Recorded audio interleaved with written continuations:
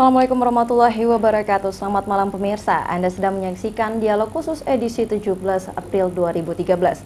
Selama 30 menit ke depan Anda akan saya temani berdialog tentunya dengan narasumber kita. Dan pada malam hari ini saya Evi Jovita Putri akan berdialog dengan Gubernur Sumatera Barat, di mana di sini telah hadir Bapak Irwan Prayitno. Selamat malam Bapak. Selamat malam. Assalamualaikum warahmatullahi wabarakatuh. Waalaikumsalam warahmatullahi wabarakatuh. Dan pada malam hari ini kami berdua akan berdialog ini mengenai kunjungan Bapak kepada negeri Turki pada tanggal 12 sampai 15 pekan lalu. Ya. Oke, nah untuk awal nih Pak, apa visi misi yang Bapak bawa untuk kemajuan Sumatera Barat sehingga Bapak sampai pergi ke Turki yang cukup jauh untuk sebuah kerjasama gitu? Jadi begini, untuk membangun Sumatera Barat agar rakyatnya sejahtera, agar rakyatnya tidak miskin, tidak menganggur, dan dia mendapatkan ekonomi yang baik dan layak, maka pemerintah harus bekerja keras agar supaya potensi-potensi yang dimiliki di Sumatera Barat dapat dimanfaatkan dan dirasakan kebaikannya bagi masyarakat itu sendiri.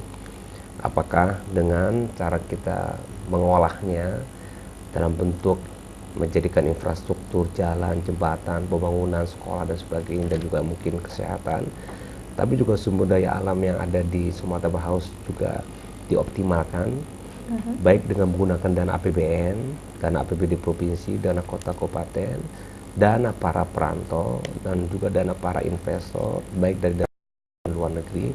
Semua cara harus kita lakukan untuk mempercepat proses pembangunan yang nanti dampaknya akan dirasakan oleh masyarakat Sumatera Barat. Sebagai contoh yang saat ini yang kita lakukan misalnya menggunakan dana APBN. Itu infrastruktur jalan dari Painan sampai ke tepi pantai semuanya, ke Padang Pariaman, Pariaman, Agam, sampai Pasaman, itu insya Allah ada lebih 1 triliun itu sampai tahun 2015 jalannya bagus semua. Kemudian juga jalan antar kota baik dari Padang ke Damasraya melalui Solo, sekarang Solo udah bagus, lewat Indarung, nanti setelah itu nanti kita baiki dan APBN juga. Kemudian juga nanti dari Padang ke Bukit Tinggi sampai ke Payakumbuh, nanti kilo 9 juga akan kita resmikan, itu juga dana APBN juga. Kemudian pelabuhan, ya, baik Teluk Bayurnya, Teluk Tapang, Coroco, itu juga dana APBN. Dari APBN juga. Ya. Kemudian juga airport juga demikian, dan APBN juga dari BUMN-nya. Kalau dari perjalanan ke Turki ini apa? Nah, jadi maksudnya setelah itu kita lakukan, tapi masih kurang karena contoh misalnya kita Sumatera Barat energi panas bumi. Energi panas bumi atau geothermal energi yang ada di Sumatera Barat itu terbesar di Indonesia. Energi panas bumi Indonesia terbesar di dunia. Itu sampai 52% cadangan dunia panas bumi itu ada di Indonesia, dan 15%-nya ada di Sumatera Barat.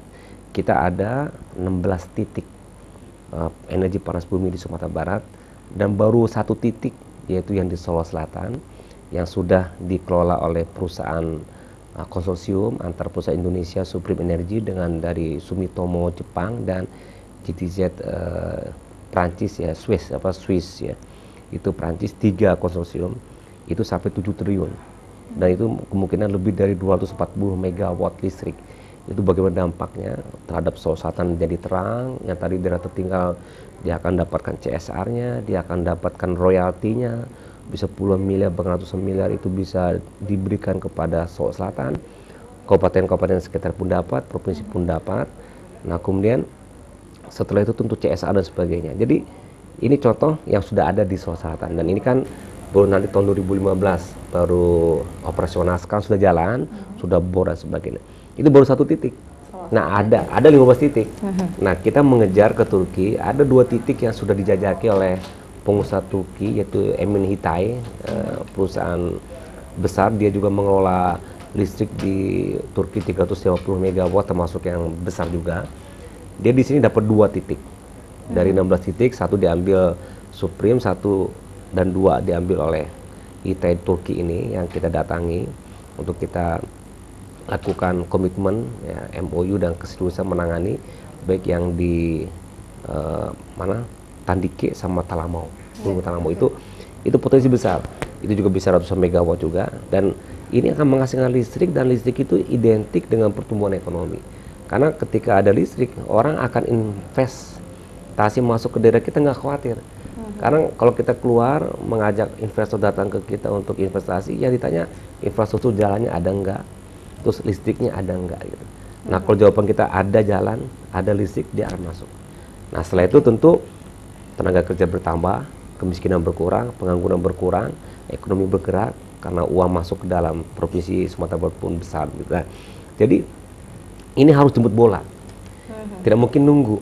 Karena dari daerah yang lain pun, kita ke Turki itu kemarin, sebelum saya datang, dari Sulawesi juga udah datang, dari Gubernur Jogja juga datang, dari daerah lain juga datang, karena dari Eropa itu semuanya krisis, kecuali Turki. Pertumbuhan ekonomi di Eropa di bawah 0, minus. Turki 2,2. Karena itu kita memilih Turki. Dia milih Turki, ya Eropa ada satu lagi Jerman. Hanya Turki dengan Jerman yang bagus. Tapi ya Jerman juga kita udah punya komunikasi dan punya perjanjian. Tiap tahun juga kita mengirim 20 orang ke Jerman untuk energi terbarukan. Bulan Juni nanti kita kirim 20 orang lagi.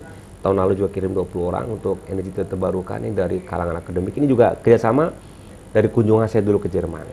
Kemudian juga ada komitmen-komitmen yang tidak hanya bidang ekonomi, energi, tapi juga budaya.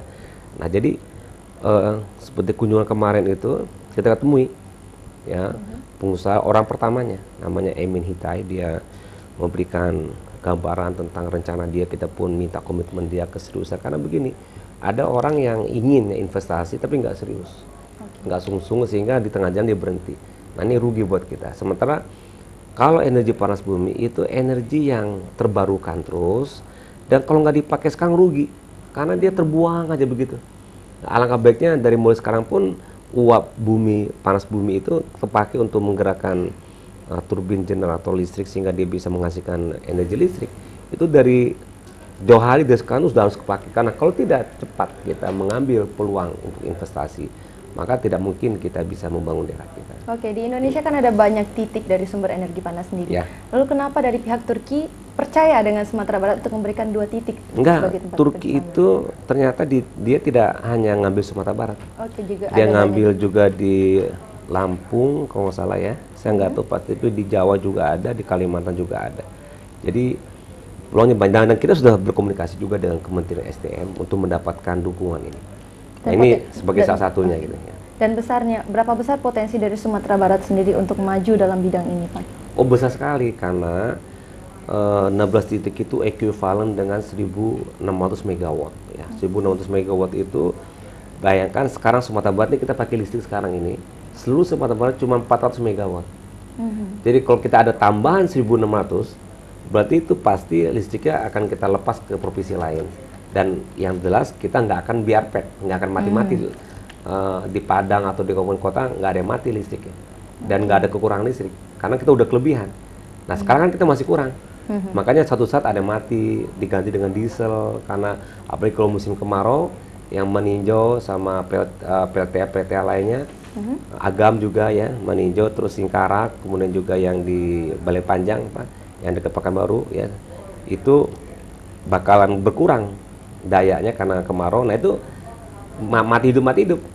Untuk ke depan untuk ke depan nggak ada lagi bergilir. Berarti demi kesejahteraan masyarakat Ya, juga. industri pun tidak rugi karena tidak ada mati-mati. Kalau mati aja pabrik atau industri kan rugi buat perusahaan. Benar sekali. Ya. Nah, kalau berarti dengan ditambahnya 2 titik lagi, berarti masih ada 13 titik lagi Masih. dari energi panas. Dan 13 itu akan diapakan, Pak? Kita akan lepas juga, kita akan cari. Di antaranya ada Chevron dari Amerika juga dia berminat. Kemudian dari Australia dengan India, Tata Group juga ada yang berminat. Banyak sekali sebetulnya. Cuman seperti tadi yang saya katakan, ada yang mau masuk itu dia masih ragu. Dia ingin keyakinan dia untuk diyakinkan oleh pemerintah, oleh gubernur bahwa urusan saudara di Sumatera Barat kita akan permudah, izin-izin sesuai dengan prosedur kita permudah, kita percepat dan sebagainya. Oke, masih banyak lagi akan kita bahas nanti, Pak, Ya. tapi kita break dulu sebentar. Ya pemirsa, tetaplah bersama kami di Dialog Khusus karena kami akan kembali saat lagi.